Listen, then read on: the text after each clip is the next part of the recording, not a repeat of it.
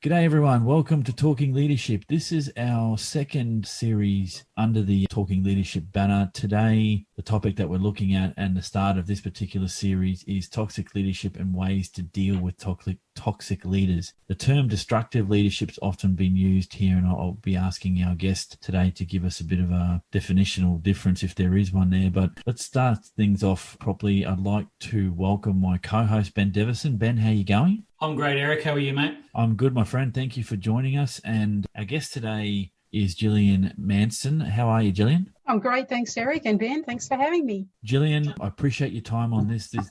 The interest in this topic is fairly high. So before we get started, I just want to give a bit of a background to you for the listeners. So by way of introduction, Gillian holds extensive leadership experience in both the for-profit as well as values-based not-for-profit sectors and organisations. A common feature she's experienced across both those sectors is the preventable but negative impact of toxic leadership on the health, safety and productivity of staff. She's established a consultancy as a way of bringing clear focus on the impact of toxic leadership with the objective of providing much needed assistance to all impacted parties now, as well as encouraging leadership styles, approaches which change organisations for the better into the future. Her consultancy provides a framework to deal with all parts of the toxic leadership problem, from specialist coaching of abrasive leaders to try and change their behaviour for the better, to support those suffering through the impact of toxic behaviour, through to building feedback methods and leadership styles which limits destructive leadership. Her aim is to help organisations transform in this very critical area. She brings to that process 10 years of experience in leadership roles in the not-for-profit and industry association arenas, which has allowed her to both run as well as support and advise organisations, medium and small businesses in that context. This is coupled with 8 years of current and ongoing board experience, which capitalises on more than 13 years of experience in corporate franchising environments that supported medium to small businesses. This professional experience is combined with tertiary qualifications in business management, company director training, abrasive leadership coaching accreditation, Dare to Lead training, and mediation training. So Gillian, thank you for joining us. That's quite an extensive background there. So before we kick things off with the questions proper, give us a sense of why this topic area is important to you. It's a great question, Eric. Thanks for asking that. And I think it's because we spend so much of our time at work. We have ourselves invested into it. We'd like to succeed at it as well as form an income and look after our families. And there's this contrast between a good working environment where you get to bring yourself to your work and get to express that and show that, and destructive or toxic environments where the experience is totally different and in fact profoundly negative. And that difference, I realised, was the thing, that's the gap, right?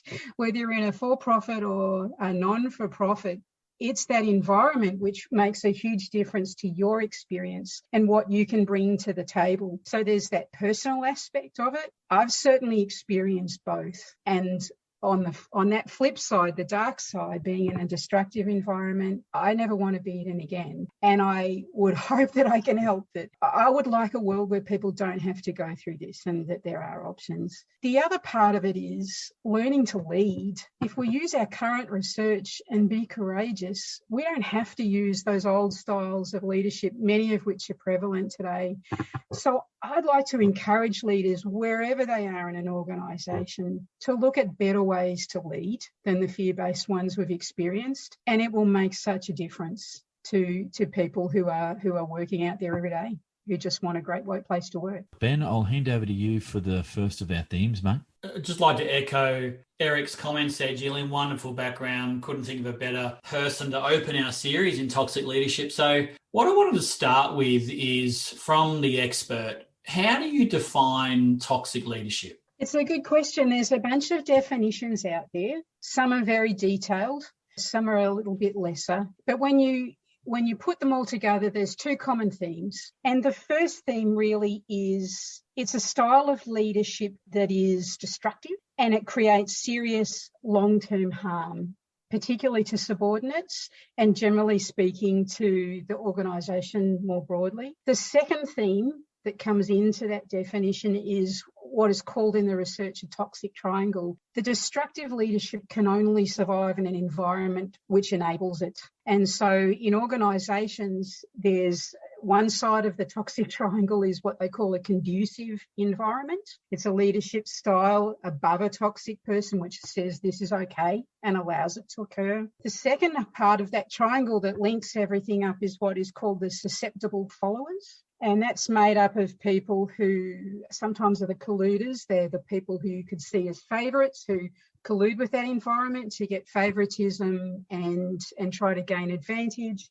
Or there's the conformers. And the conformers are those who are ducking for cover and trying to find a safe place to work every day and come and make a living. So those three things combine. You've got the destructive behaviour and the environment which allows it to flourish. When I've worked through this all, Ben, underneath all of this is a very basic survival instinct around fear. We all have it, we're all wired for it, and that's the thing that underpins all parts of this. So for the toxic leader, sometimes known as the abrasive leader, whether they realise it or not, they're acting out of fear and things they've learnt. For the people who are subjected to it, they're in fear because of the behaviour that they are being subjected to, which they don't want. For the boss of the toxic leader, they're fearful because they want that technical skill, don't quite know how to deal with the interpersonal stuff, but they want their organisation to flourish. So it's not a great environment. And the term psychological safety is one which describes it. There's not a lot of psychological safety for anyone in that environment. When I think about it this way, Ben, a toxic leader is putting a handbrake on the organisation and its ability to perform and the ability of staff to perform. So, Gillian, it's a great analogy using the handbrake because I absolutely agree with you and have seen it in action. I just want to make sure our listeners gather that point you made about the triangle again. Can you just run me through the 3 points again? Sure. So the first part of the triangle is the destructive leader and their behaviour, which is behaviour which is destructive typically to subordinates and leads to poor outcomes to those subordinates and to the organisation more broadly. So that's important. That's the first part of the triangle. The second part of the triangle is the conducive environment, is the term that is used. Toxic leaders don't exist in a vacuum. They come from and are allowed to thrive in some way. And so where oversight of leaders is not great, where there's a lack of real checks and balances on leaders, where there's a lack of much information from subordinates about how they're actually feeling and a lack of methods to get feedback, that creates a conducive environment where the toxic behaviour is allowed to thrive. The third part of the triangle is what is called susceptible followers. And I found this was really important, understanding this from having been in toxic environments myself. So susceptible followers, it's behaviour as a result of the destructive leader. It's people trying to survive. They generally fall into two camps. There's the colluders. They mimic, they might support the behaviour.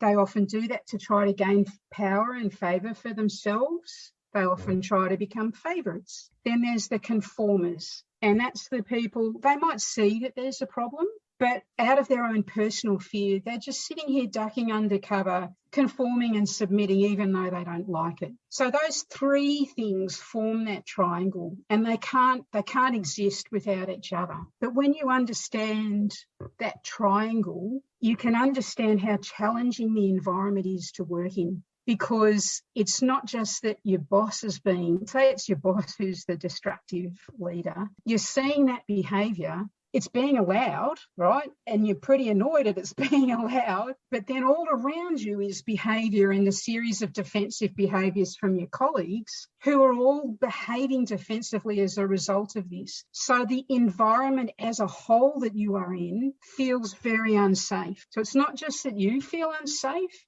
it's that your everyday at work feels unsafe because it is. I think it's interesting being a listener to this, and I'm sure hopefully, I expect, Eric, that our listeners might be similar as Gillian referred to the 3 points of the triangle. Here I am trying to place individuals that I worked with in toxic environments into which corner. But great summary, Gillian, something I've never heard of before. And, I think again, thinking of those environments and where each person sits, I'm sitting here having what I call my aha moment. I can't as quickly put people into those categories, but having been someone who's been through a toxic experience with a leader before and had a very bad reaction to that, when you talk about the conducive environment, that's your context, the susceptible followers, that's your lead, and then your leader up the top, and that creates that sort of perfect triangle. And I can understand why one feeds necessarily off the other, which helps with the scene setting here, because we wanted to make this about, I hate the term a teachable moment. I think this is just getting information out to people that may not have a language for it. And given your background, Gillian, I think there will be a language here that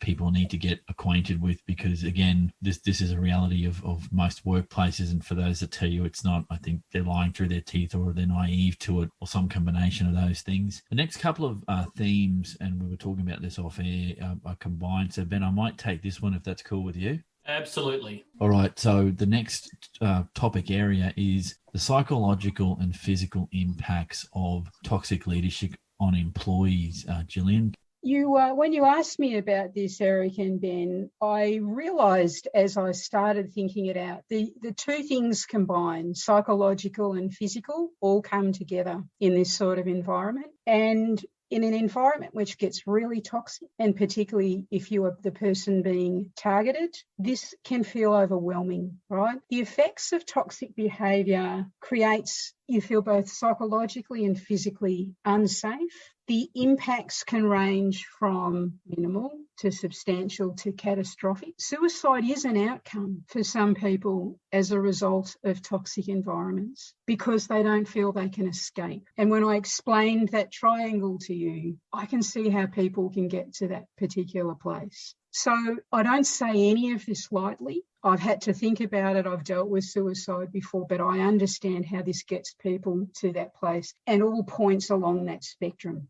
So one of the reasons I want to work more in this area is I would love to see these effects to be reduced for people so they can bring their whole self to work. For individuals who are being specifically targeted for the behaviour, and a toxic leader will often have specific targets. For specifically targeted people, it can be devastating. It can be traumatic. It can require a lengthy time to recover it. It's not a 3-day recovery period. It's a lengthy period of time, both physically and mentally, because it has an all-encompassing impact on your life. It's not just your work life. It's then your home life, which is sharing in the experience of the toxic environment. Some things to look out for in yourself if this is how you're feeling. Most definitely a reduction in self-esteem and confidence in your ability. You start questioning yourself. A reduction in your motivation to go to work, which is pretty understandable when you think of what you're going through, but it also might lead to you dropping your productivity a little bit, which as a matter of pride isn't a great place to be. I describe it as like a swirl of emotions that go through your body at any one time at work, and you'll roil through these emotions, and that's from feeling threatened, to betrayed and mistreated. So that's your everyday. Whilst you're at work, you're trying to find your way in your navigation whilst feeling like that. There's things like loss of sleep and a marked inability to just mentally switch off, and a constant feeling of fear are things that you live with. Loss of sleep is devastating for your health, and an inability to switch off is devastating for your relationships as well as you. Anxiety and depression can result from this because you are pushed to question yourself so greatly. Harmful use of substances as a way to try to manage the pain is certainly something that you can fall into as a result of just trying to put words to what you're dealing with. There's that mental anguish that results in many cases in workers' compensation claims or sick leave and absenteeism. So that's for the individual. And then at that extreme end of depression, there are people who consider taking their own lives or have and do take their own lives as a result of this. It's why bullying in some states is a criminal offence. There's a second part of this, though, the thing that I picked up in the discussion around the toxic triangle, and that is the general environment in which people are working with a toxic leader, because the impact is on them as well. And their culture is often profoundly negative. And it's a little bit like being back in year 9 at high school on a bad day, right? It's just, so it makes for quite an uncomfortable and often destructive workplace. There's some things that would characterise the environments that you're in. One is very negative gossip about others in your team. And it often includes false stories and spreading of false stories about others in your team. Highly damaging and very defensive behaviours between individuals and groups are common because people are acting out of fear. There's very few conversations that are trusted. Like you go into conversations where you think, I don't know what to trust and what I can or can't say here. And there's this general environment which feels unsafe and unsettled. So in combination, that's why I find that toxic leadership is a handbrake on performance, because these are the effects that are coming out for individuals. You also need to remember, out of all of this, the person who's impacted, whether specifically targeted or in the environment, they go home to their family, to their friends, all of whom who can see the pain that they are going through as well, and their relationships are impacted by that person who's being impacted both physically and mentally. I'm just reflecting on some of what you said. I'm interested personally in the physical impacts. I only draw on my experience, and I won't name the organisation or where this happened, but I actually got to the point where I went to see a GP, and he said my blood pressure was up, and quite significantly up. He said, "Is there something happening at work?" And I said, every time I leave that building, it feels like a weight goes off my shoulders every time I leave that elevator and actually leave physically the grounds. And he said, you might want to look at a different job. Now, he didn't go into more than that or provide any other assistance, and nor did I seek it, more to my detriment. But yeah, I felt physically better leaving that job every day and feeling that pressure every time I walked into that building. So it was definitely a physical effect, not so much psychological. It never from memory got to the point where I doubted myself or my skills.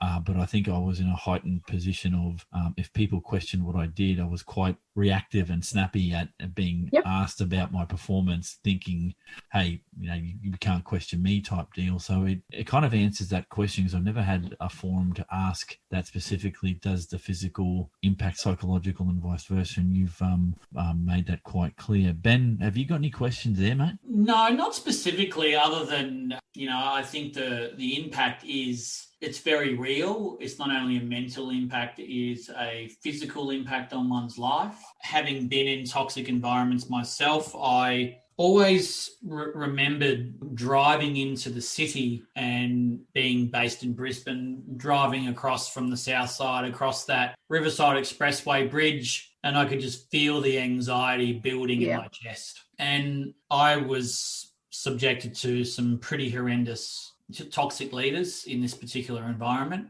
and it had a physical effect on my life. And you mentioned before, Gillian, around sleep, around just general motivation, other issues in life that become, a victim of those circumstances. So, it's interesting having this conversation, and it's almost like a counselling session. I'm reflecting on circumstances I've been through in the past, but just hope our listeners can consider what the outcomes will be for them in terms of dealing with it. And I think we'll get to some of those questions in a second. So just to move on, Gillian, you've mentioned items throughout your conversation, and then keywords have popped up for me: handbrake, work cover, the destructive nature. Now, those sort of things ring, let's just say, the cash register noise in my head. I'm hearing cha-ching. Yeah. So tell me from your perspective if there's any research that perhaps could show or demonstrate the physical impact financially on a business that is a result of toxic leaders. Can you sort of expand upon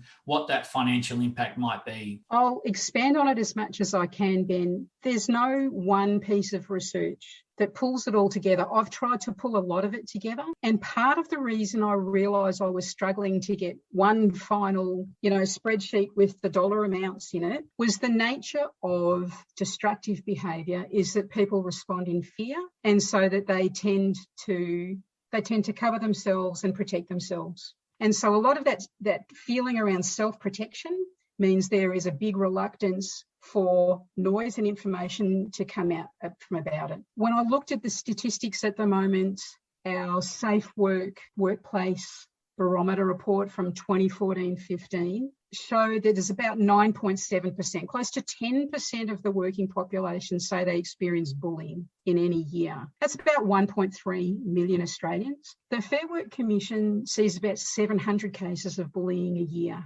In between that, there's a raft of people responding, and they're responding in different ways. But a lot of the time, that direct feedback isn't coming to the organisation. But when I started jotting it down to see where the financial impacts were and put on my leader's hat, as well as the person being subjected to it, put on my leader's hat, I went, this is expensive. This is very destructive of the bottom line, and we can resolve this by changing the behaviour. If you continue or allow that toxic behaviour to continue, you are allowing preventable negative behaviours to continue, which will impact your business. I'll go through a few of these. There's a few.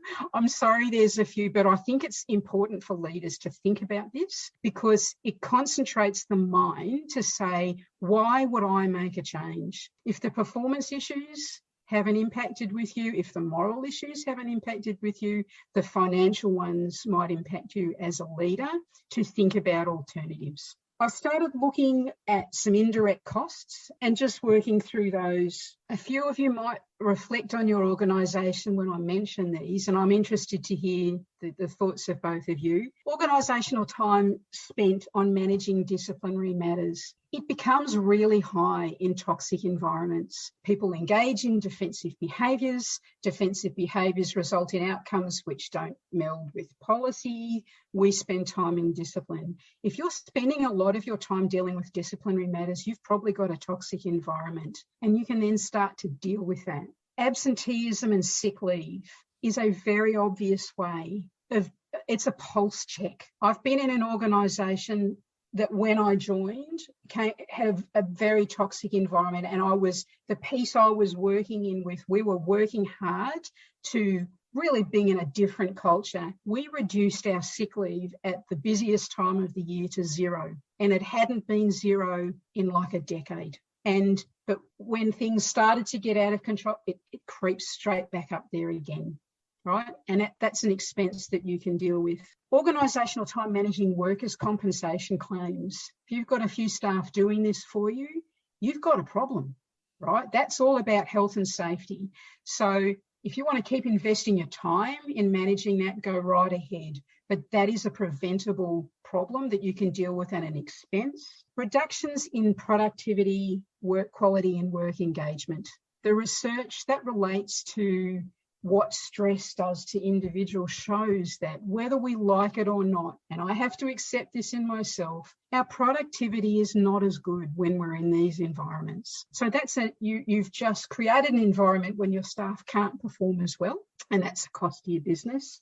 Reduction in staff wishing to progress to more senior leadership roles. This isn't a little thing. This is a big thing. This is the future of your organisation. I've watched this happen where people who have the capacity literally refuse to put their hands up and develop because they would rather duck. So how do you develop and maintain leaders if you create the wrong environment for them? There's the future of your business that you're not attending to. There's another big one, which is like the elephant in the room, and that's reputational damage to your business. I don't think you can calculate your reputational damage. In Australia, if you think about some of the things that are in the public eye at the moment, federal parliament and how the claims are made about staff being treated or not treated well, that is a major, major issue of impact that causes massive reputational damage to those employ them, as well as the people being impacted. In Victoria, Ambulance Victoria, it's an institution we're proud of. Their history of or allegations around toxic behaviour are long-standing. That's resulted in a very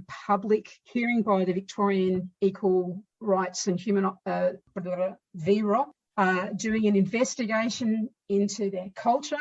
That is a highly public way of looking at poor culture and implications. The AFL for Australians, it's a national game, though I know in Queensland you probably refute that. But in Australia, their head office is in Melbourne. A book has just been published which relates to their culture and discusses openly a very destructive culture, particularly for women. These lists go on and on. You don't want your organisation to be on this list. And this all tiles into the Me Too movement. We have a generation who want to be able to express their thoughts. We have social media available to them. And we have this generation of people who are saying, I'm not okay with just accepting this anymore. So from an indirect cost perspective, this is massive in itself. I haven't even got to the direct costs of what this is. These are the indirect costs that you need to factor in, right? Some of which you can't control.